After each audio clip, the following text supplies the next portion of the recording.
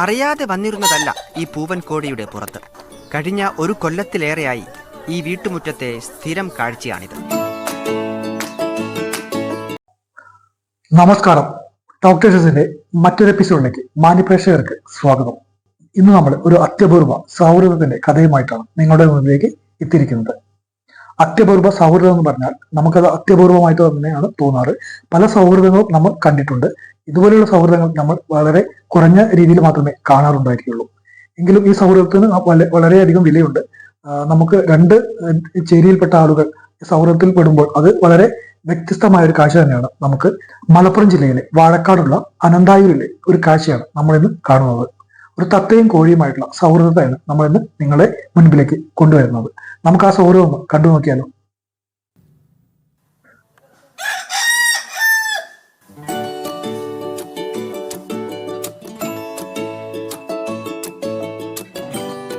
ഇവൻ അറിയാതെ വന്നിരുന്നതല്ല ഈ പൂവൻ കോടിയുടെ പുറത്ത്. കഴിഞ്ഞ ഒരു കൊല്ലത്തിലേറെയായി ഈ വീട്ടുമുറ്റത്തെ സ്ഥിരം കാഴ്ചയാണിത്.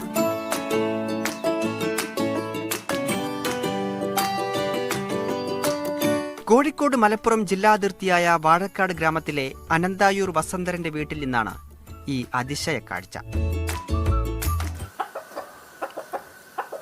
ഇവർ വെറുതെ അങ്ങ് കൂട്ടുകാരായതല്ല. അതിന് പിന്നിൽ ഒരു കഥയുണ്ട്. 2 കൊല്ലം മുമ്പാണ് ഒരു കമുകുത്തോട്ടത്തിൽ നിന്ന് വസന്തരന് അവശ നിലയിൽ ഒരു കുഞ്ഞു പക്ഷിയെ കിട്ടുന്നു. നമ്മുടെ ജോലി പറഞ്ഞാൽ നമ്മൾ രാവിലെ അടക്കറക്കാൻ പോകും. അപ്പോൾ കമുകുത്തോട്ടത്തിൽ നിന്നാണ് സാധനം കിട്ടുന്നത്. അപ്പോൾ സാധനം കിട്ടുന്ന പറഞ്ഞാൽ ഒരു ഇറച്ചിക്കട്ട പോലെ ഉണ്ടാവുള്ളൂ. അങ്ങനെയാണ് കൊണ്ടുവന്നിട്ട് നമ്മൾ വളർത്തിയാണ്. പുറത്ത് തിന്നാൻ കൊടുത്തിട്ട് ഭക്ഷണം കഴിഞ്ഞിട്ട് കൊടുത്ത് കുറേ കഴിഞ്ഞപ്പോൾ ചെറുക് വെച്ച് പാലും പഴവും കൊടുത്ത് അവർ അതിനെ പൊന്നുപോലെ നോക്കി. സ്നേഹത്തോടെ അവനെ കുങ്ങുണു എന്ന് വിളിച്ചു. മെല്ലെ മെല്ലെ അവൻ പച്ചപ്പുതപ്പണിഞ്ഞ സുന്ദരനായി. പഴങ്ങളൊക്കെ കൊണ്ടുവന്ന് കൊടുക്കും. അങ്ങനെ കൊണ്ടുവന്ന് കൊടുക്കുമ്പോൾ ചെറിയ രീതിയിലൊക്കെ കൊത്തിപ്പെറുക്കി തിന്നാൻ തുടങ്ങി. പിന്നെ ഞങ്ങൾ ചോറൊക്കെ വെച്ച് പാത്രത്തിലാക്കി കൊടുക്കും. പിന്നെ നെല്ലോ അങ്ങനെയൊക്കെ വാങ്ങി കൊണ്ടുവന്നാണ്ട് അങ്ങനെയൊക്കെ കൊടുത്ത് അങ്ങനെ കൊത്തിപ്പെറുക്കി തിന്ന് പിന്നെ ഇങ്ങനെ കുറേ തിന്നലങ്ങനെ തുടങ്ങി. പൂവൻ കോഴിയോടുള്ള സ്നേഹം കുഞ്ഞാകുമ്പോൾ തുടങ്ങിയതാണ്. കോഴിക്കളൊച്ച മാത്രം കേൾക്കലുള്ളൂ. അങ്ങനെ കോഴിക്കൾ വരുമ്പോൾ എല്ലാ സാധനവും കോഴിക്കൾക്ക് മുറിച്ചിട്ട് കൊടുക്കും തിന്നാൻ. അങ്ങനെ കോഴിക്കളെ വിളിച്ചിരുത്തി അങ്ങനെ കോഴിക്കളായിട്ട് വെച്ചാൽ ഈ കോഴിനെ നല്ല ചേട്ടൻ ഇങ്ങനെ നോക്കിയോണ്ട് കൊണ്ടിടക്കേന്. അപ്പോൾ ഈ കോഴിനെ അങ്ങനെ തിന്നാൻ കൊടുക്കണമൊക്കെ പിന്നെ ദേഷ്യമായി. പിന്നെ കോഴിനോട് ഒച്ചടും. പിന്നെ കൂട് നിലത്തെടുത്ത് വെച്ചാണ്ട് കോഴിക്ക് ചുറ്റും തിന്നായിട്ട് കൊടുക്കും.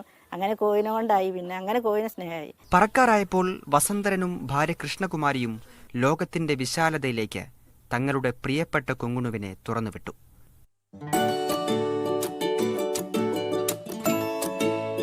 രണ്ട് ദിവസം കഴിഞ്ഞില്ല, അവൻ വീണ്ടും ഇവിടെ തന്നെ എത്തി. അന്നു മുതൽ ഈ പൂവൻ കോടിയോടാണ് ഇവന്റെ കൂട്ട്. കൂട്ടെന്ന് പറഞ്ഞാൽ ഒന്നൊന്നര കൂട്ട്.